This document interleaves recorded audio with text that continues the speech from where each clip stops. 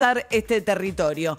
Bueno, 8:18 de la mañana, es uno de los pocos presidentes de la región que no fueron invitados a la asunción de Javier Milei. No fue invitado tampoco el presidente de Nicaragua, no fue invitado el presidente de Cuba ni el presidente de Venezuela.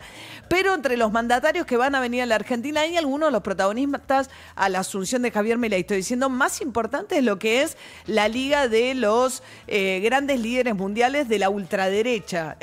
Pablo Stefanoni es doctor en historia, periodista, y ha escrito un libro que, bueno, es muy actual, que se llama La rebeldía se volvió de derecha. ¿Cómo andas, Pablo? Hola, María, ¿qué tal? Un abrazo. Bueno, confirmó, entre otros, nos decía el otro día el ex canciller Jorge Fori, que está a cargo de la transición, una figura como la de Orbán, el presidente de Hungría, poco conocido en la Argentina. ¿Pero qué nos puedes contar, Pablo? Sí, efectivamente es poco conocido en Argentina, es muy conocido en Europa porque siempre está en tensión con la Unión Europea. Es parte de lo que ahora llaman las democracias iliberales, con I adelante, o sea, no liberales, ¿no? Él mismo usó ese término. Era amigo también del Partido Ley y Justicia de Polonia, otro partido ultraconservador. Ahora están divididos por el tema ruso, porque Orbán es mucho más pro Putin que los polacos, obviamente, que son muy antirrusos, y Orbán es un ultraconservador, básicamente, que quiere hacer una revolución, una contrarrevolución cultural en Europa. Así dijo una vez el líder polaco, y Orbán dijo que eso era música para sus oídos. Muy anti-inmigración, habla mucho del lobby LGTB,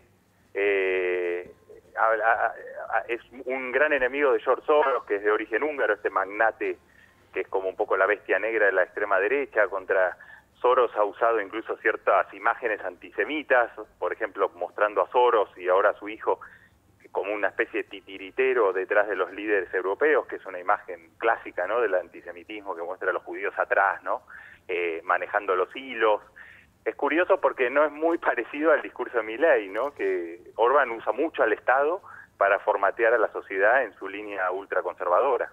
Claro, porque vos decís iliberal en lo social, se entiende, ¿no? Todo lo que tiene que ver con derechos civiles, etcétera, ¿no? Y Milei es un liberal libertario en materia económica. En materia social es una incógnita qué es lo que va a hacer finalmente, si va a empujar o no la agenda de sus ultraconservadores que tienen que ver con esto que estás contando, Pablo. Sí, porque, por ejemplo, Orbán, cuando ganó Milei, dijo es un patriota, ¿no?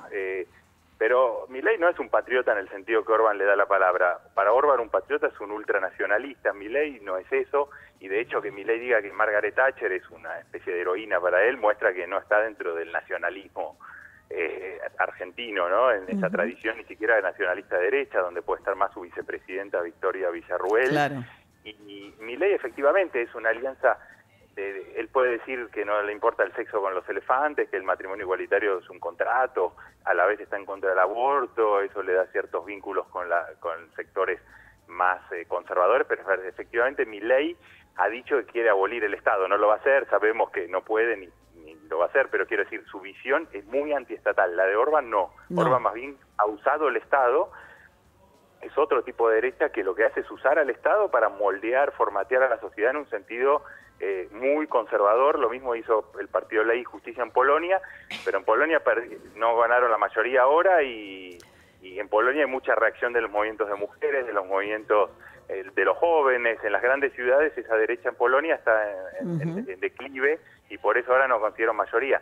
En Hungría, bueno, en la Unión Europea se habla mucho de Orbán porque está tensionando todo el tiempo el Estado de Derecho, pues es un régimen, obviamente no es una dictadura ni nada por el estilo, pero es un régimen donde el presidente acaparó mucho poder, se metió mucho en la justicia, en los medios, o sea, es un régimen, bueno. Sí, es un autócrata, porque el otro día yo escuchaba que ¿no?, lo que hoy se llaman autócratas, ¿no?, que no son dictadores porque surgen del voto popular, pero, digamos, esto que contabas, son, digamos, líderes que ponen muy en tensión a los sistemas democráticos a pesar de que surgen del voto popular.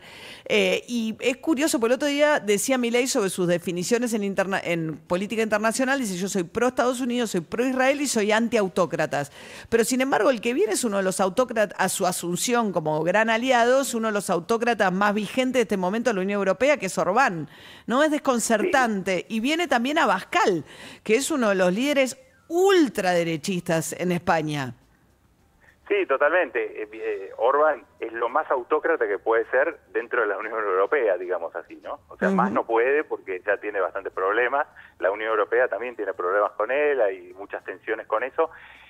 Y bueno, es efectivamente una especie de desgaste sutil o de adentro de la democracia, porque no es que de pronto... Pero cerraron una universidad a la que consideraron una especie de agente enemigo, que porque la financiaba Soros.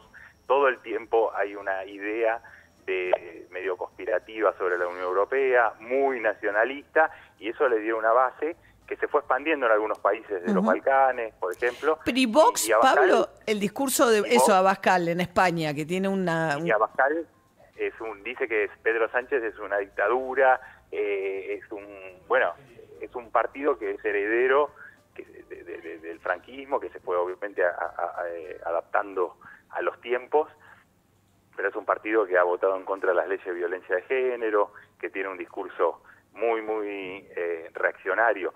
De hecho, en el caso, volviendo a Orbán, se salió del bloque que estaba en el Parlamento Europeo con el Partido Popular Europeo, que es la centroderecha conservadora, ¿no? Ahí estaba Orbán, se salió de ahí, un poco lo echaron, un poco se fue, y ahora está más cercano a la extrema derecha. Vox directamente está en uno de los dos bloques grandes de la extrema derecha en el Parlamento Europeo. La extrema derecha en Europa se divide en dos grandes bloques, y están esperando las elecciones europeas del año que viene, donde algunos imaginan incluso una alianza entre la extrema derecha y la derecha para incidir más en Europa, pero Vox es de los más ultras hoy, sobre todo en el plano social, ¿no?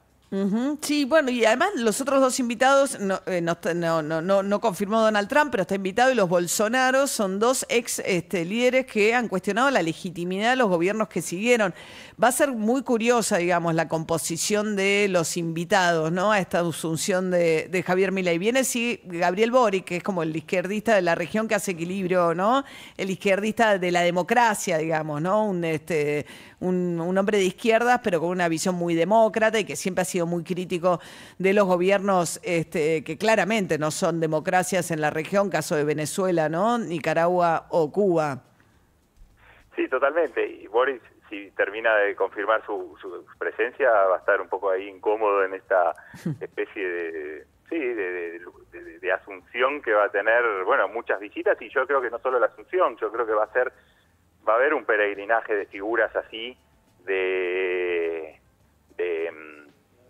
extrema derecha, y vemos esas contradicciones, ¿no? Porque incluso si hacemos cierta transitividad, Milei dice que se va a alinear con Estados Unidos e Israel, pero después se va a alinear con Orbán. Orbán es amigo de Israel, pero también es amigo de Putin. Entonces tenemos un esquema que no siempre es tan transitivamente coherente, digamos, de amigos y enemigos, porque muchos son amigos de otros que son a la vez enemigos, etcétera, y lo que vemos en las extremas derechas es que no se puede buscar tanta razonabilidad de claro, alianzas, ¿no? Porque además tradicionalmente ha habido mucho punto de encuentro entre las extremas derechas y el nazismo, y sin embargo hoy las extremas derechas son bastante aliadas de Israel y del gobierno de Netanyahu, entonces todo cambia mucho. Total. ¿No? Bueno, Vox, Abascal, que mencionabas antes, el líder de Vox, está en Israel.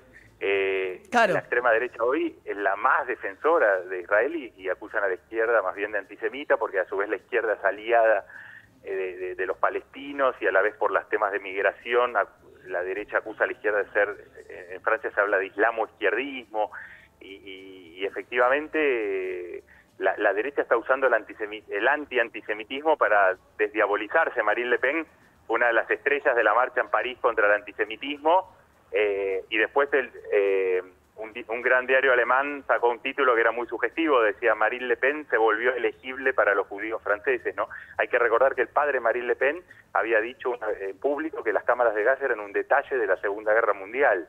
Entonces vemos una evolución Es un cambio muy notable, rápido. sí, sí. Exacto. Bien, y bueno, y en el medio de estas cosas que van cambiando de alineamientos internacionales, aparece Javier Milei, evidentemente como una figura tremendamente atractiva, porque de hecho, bueno, ayer Elon Musk, el dueño de X, que también es medio como de los mega empresarios más ricos del mundo, un poco parte de ese espacio, publicando un reportaje a Javier Milei, con lo cual evidentemente es una figura que despierta un interés muy grande en todo ese mundo y va a estar demostrado por las figuras que van a venir a su asunción este domingo. Bueno, gracias, Pablo. No, muchas gracias a vos. Seguimos. Seguro va a haber más temas sobre esto. Pablo Stefanoni, doctor en Historia y periodista también. Gracias, Pablo. 8:28 de la mañana. El domingo, cuando asuma Javier Milei, ya sabremos quiénes son los finalistas de este campeonato. Totalmente.